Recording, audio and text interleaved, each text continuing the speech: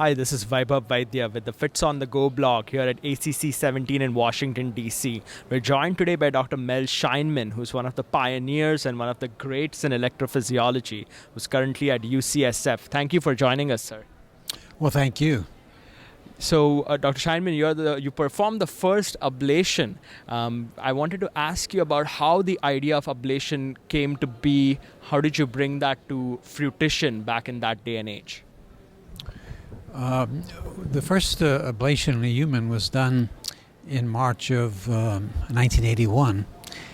Before then, if we had a patient with intractable atrial fibrillation, unresponsive to drugs, the only thing that could be done for that patient at that time was to do a thoracotomy, do a cardiotomy, and then actually ligate or perform cryoablation in the region of the AV junction. So it was rather extreme, but that's all we had.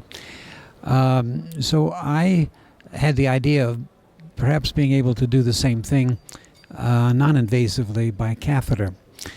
And so in the late 70s, roughly around 78, 79, we initiated a series of studies in dogs. We got the idea actually from a Mr. Beasley who worked with a catheter with a pacemaker company. It was called Telectronics at the time. And his technique was to use high energy discharges performed in the region of the AV junction just using fluoroscopy. And this technique didn't result in long-term success. But in any event, it gave us the idea, and we modified it in several ways. Number one, we used the His bundle recording to locate the region of the AV junction. In addition, we had to use specially designed catheters that could withstand the very high DC shocks that were used in this technique. And we did extensive experiments in the dogs, and we submitted the material to pathologists to make sure that we weren't doing anything horrible to the coronary arteries, to the valves, etc. And then we proceeded to try this in man. Wonderful. It's great to get that background on how ablation started. Nowadays, there's so many different energy sources and techniques that we are using for ablation. What are your thoughts on where we are going as a field in terms of using ablation to treat our patients? What does the future hold for our field? Yes, certainly great strides have been made since the very early days of using high energy shocks. Radio frequency came along in the late 80s, and this really revolutionized the field. But there's a lot more going on now, as envisioned by the use of cryoballoons, as proved to be really a major advance for the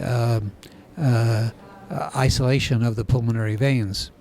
I'm excited by some of the non-invasive methods of ablation that have been pioneered at the Mayo Clinic, for example.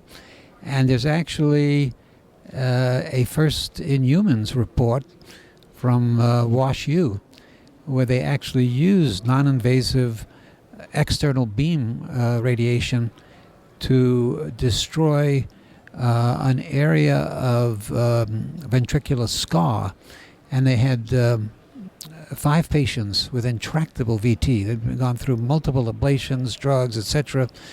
And they showed that by destruction, non-invasive, non-catheter approach, external beam radiation, they could destroy this area with marked short-term success.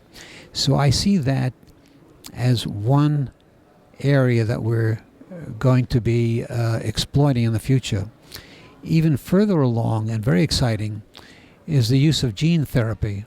There are some groups, notably Kevin Donahue, who's shown that you could treat dogs with mutations that prolong the QT interval in man.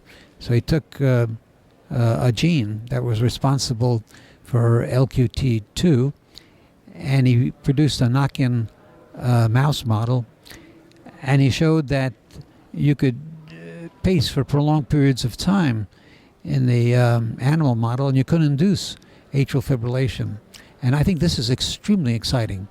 This technique involved painting the mutation and using trypsin solution to get it into atrial cells. But that's what I see as sort of the long-term future. And I think it would be wise for fellows in training to be well grounded in basic biology and genetics, because I think that's coming in the future. Wonderful. Thanks for sharing that. So that's great advice for us to be on the lookout for the external beam therapies and be up to date on gene therapy for the future in EP. You've mentored so many electrophysiologists and started so many great careers. What should fellows in training be looking for in a mentor?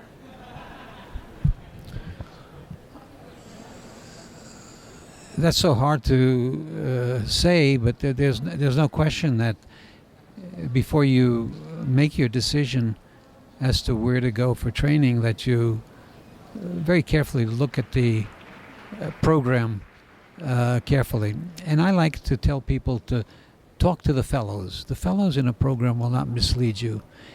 And if they're excited about their work, if they have a program that incorporates both the science of electrophysiology as well as the practice, I think it's very important to avoid places where you're treated like you're going to spend a couple of years here and then you're going to go out and put devices in retirement communities.